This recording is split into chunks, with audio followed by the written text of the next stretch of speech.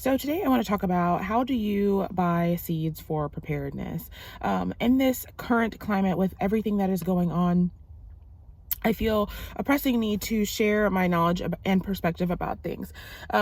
This is by no means like an all-inclusive, like how do you do everything, my way is the only way kind of thing, but I do feel it is important to share my point of view and just kind of my story.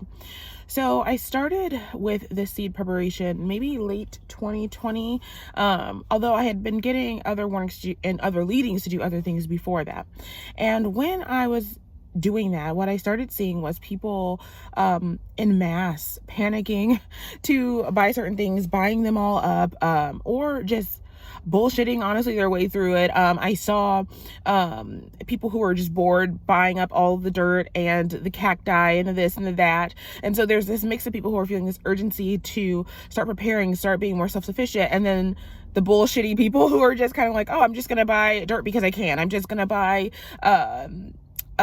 cactus plants, even though I kill everything, not because I feel an urgency, but because I'm just bored and it's just something to do. I noticed it again with like the yeast and other things like that, where it was like, okay, there are people who really did want to learn how to make bread. There are people who really did want to do these things, but we couldn't because the people who are very spacey, very trendy, hop on trends. Oh, the influencer said it's cool to make bread, so I'll buy the yeast. And then we saw years later that they still had that same yeast in the cabinet, whereas they made it impossible for those of us who really were serious about it to get what we needed.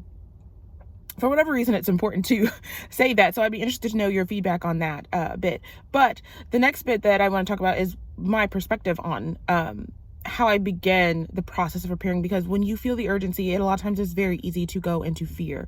And that is what I saw, is just people just taking things off the shelves. Now, again, there were those people who weren't in fear, who were they're just followers. They just do whatever people say they should do. And that was really frustrating to me.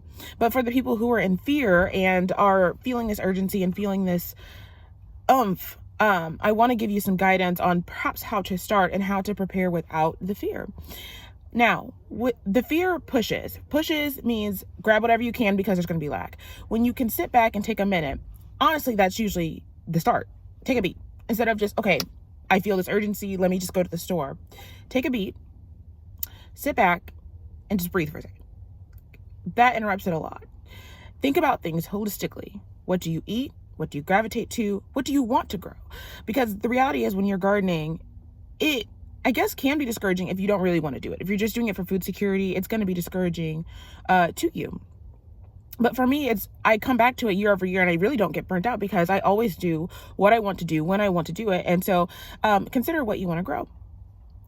I started making a list of what are the staple crops. And if I didn't eat the vegetable, then I still put it on because I was like, okay, when I think of gardening, when I think of growing food, like, what do I think? So I knew the pillars were tomatoes, cucumbers, maybe an eggplant, maybe carrots, maybe, right, strawberries, things like that, like just common crops.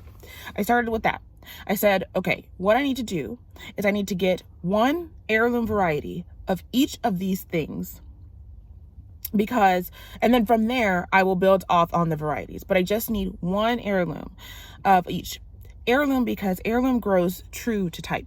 So if you plant a beefsteak tomato that is an heirloom beefsteak tomato and it grows and you take the seeds from it, you will get another beefsteak tomato seeds, for the following years. So I just started with that, especially with limited money and limited resources and limited availability. I literally just went to Lowe's and I looked at whatever they had and I grabbed the heirloom version of one of each food plant. As I got that together, I started saying, okay, what else do I want to grow? If I like tomatoes, I don't really just want a beefsteak tomato. Sometimes I want a purple tomato or a blue tomato. And so I went and started slowly building that up.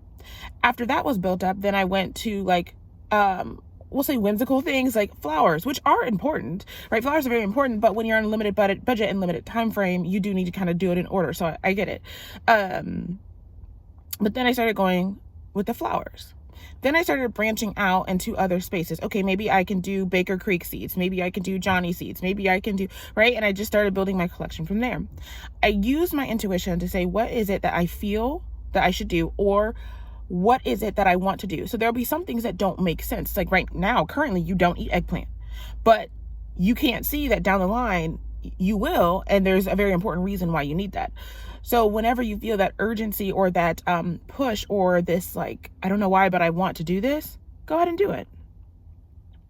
Over time, you start building up a stash. And I want to say too, sometimes it feels unnecessary. Sometimes it feels like, do I really need all these seeds? That really was the question once I started building up my collection. But then the next year, what happened is, not only there wasn't really a shortage, and next year not being 2021, next year being years later, because it did take me a while to get to this point. There was what they call Peppergate, but it was more than peppers, where all of these seeds people were buying, because most people buy year to year, and I don't, and I feel this urgency to not buy year to year, to always have an abundance. So when people are buying year to year because they don't like keeping clutter, or they don't want to keep stuff or whatever, or they're just too short of attention span to focus beyond today, was they kind of got screwed. Now, any seed is better than no seed. However, when you're intending to have a hot banana pepper so that you can make this, but you have like an abundance of bell peppers, so you can't make that. I mean, that really does put a dent in things. And so I started seeing the manifestation of why I was feeling to store such large amounts of things and do things in the specific way that I was called to do them, instead of just buying 1,000 seed vaults from companies. Like, why I was prompted to buy several different types of seeds from several different type of people, or different kinds of varieties, or different things like that. In my life, I have this urgency to not just buy year to year. So the pattern that I see is people going, okay, I'm going to buy this set of seeds, and this is enough to keep me for this year. And then at the end of the year, they buy another set of seeds. My intuition is nope. So now I have a nest egg, right, of stuff.